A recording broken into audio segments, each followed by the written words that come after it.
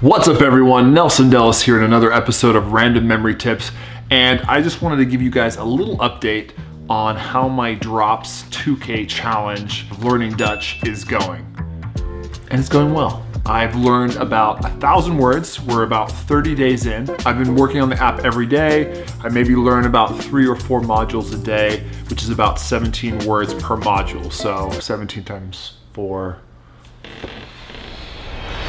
68. Obviously that doesn't add up to 1,000 over 30 days, but some of the days I actually spend just reviewing past ones that I've learned already. If some of you have read the book by Seth Godin, The Dip, you know that when you start something new, there's always kind of a quick rise in achievement and excitement, and that was me when I started. I was learning words real quick, it was fun, the whole process was novel, and words were sticking. It was very easy to keep track of 200, 300 words. But obviously as I started learning more, you kind of get this dip.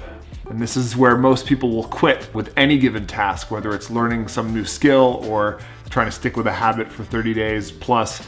And so now I'm in that dip, right? I'm learning more and more words. It's kind of building on each other. It's getting to be pretty heavy in terms of information that I need to hold, and I gotta push through to come out on the other end of that dip. So I figured today we'll talk about some examples of words that I've encountered and how I went about memorizing them. I've done a video before on how to memorize foreign words. Pretty simple.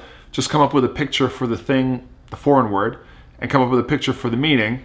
Smash them together. That's what I've been doing. The beautiful thing about Dutch is that some of these words are actually pretty weird in themselves, which makes them memorable. Some of them are really fun to say and just roll off the tongue, which also makes them memorable. Some literally translate to some really funny combinations that just make it inherently memorable. So there's actually a lot of help there when it comes to memorizing. So without further ado, let's maybe go through some of my favorite words that I've encountered so far and how I memorize them. So the first one is this word spin. What does it mean? Spider. So if I put those together, all I think of is basically that a spider spins a web, right? Makes sense. So this word was actually pretty easy because it almost means, or has part of its meaning or something that it does applies to the actual word in the definition. So that one's easy. Spin, spider. What's up, buddy? Some of these words come up like this where they just sound pleasing and they are just inherently memorable for that reason, and I don't really use a technique. One of those words in Dutch is pompoen. Pompoen stands for pumpkin. And so it's pretty close, pumpkin, pompoen, but I've been saying it to my kid over and over again. He loves the sound of it. De pompoen, de pompoen, de pompoen. So it's just kind of drilled itself into my memory, and it just is easy and sounds fun. This next one is a big word, sinaasappelsap. And what it means is orange juice. So if I put those together, I have to come up with a pretty in-depth image, especially for that first word. So sinaasappelsap, I think of a sinus, I think of an apple, I think of tree sap, and that's sinaasappelsap. Sinus, apple, sap. Now I gotta relate that to orange juice somehow. So I kind of make a little story connecting one to the other. So imagine that somebody sneezes because their sinuses are blocked up. Out of their nose, their sinus area, flies out an apple that kind of transmorphs into sap, like sappy apple. And it gets caught into an orange juice cup. And maybe by the time it lands in the cup, it's a beautiful glass of Tropicana orange juice, right? So sinus, apple, sap, orange juice. And that's it. That's a really weird image in itself. And so when I see sinaasappelsap, I can't help but think of the orange juice at the end of the story. And if I see orange juice, I can't help think of the reverse. The sap apple sinaasappelsap. Say that 10 times. Sinaasappelsap, sinaasappelsap. This is one of my absolute favorites so far, is how to say mustache in Dutch, and it's snore. S-N-O-R. So I literally just picture a guy with a big mustache snoring, and I try to give some action and life to that picture. So I picture the little hairs of his mustache kind of overhanging his mouth, flailing in the wind there as he snores really loudly. Snore, mustache.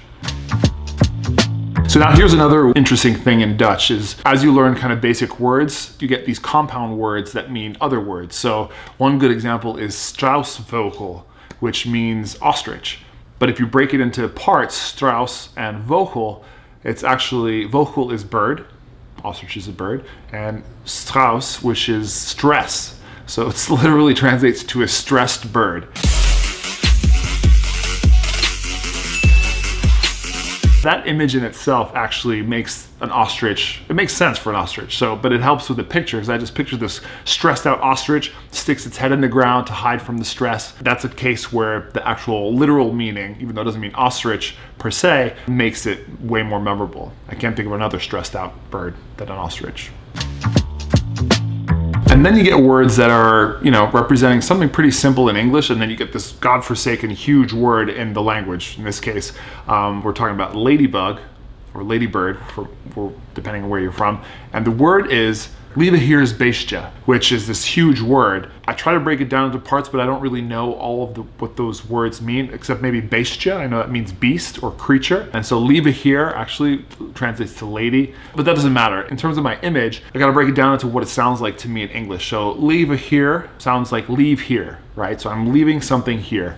And then beestje makes me think of a beast. It actually reads like a beast, so that actually works. So I imagine leaving here, at some point, I leave here a beast. Maybe I hype it up that it's some scary beast, and actually it's just this tiny little ladybird. Just tiny. So I leave here this beast, and it's kind of ironic, memorable, the fact that it's actually a tiny little ladybug beast. So that's it, guys. Quick update. A few words that give you an insight into how I think about memorizing all these thousands of words that I'm going after, and how you could maybe take a language and learn some quick vocabulary. And I'll be back in about a month with another update with my progress learning Dutch. Thanks for watching, guys. As usual, like, subscribe, all the things. I'm out. Dag.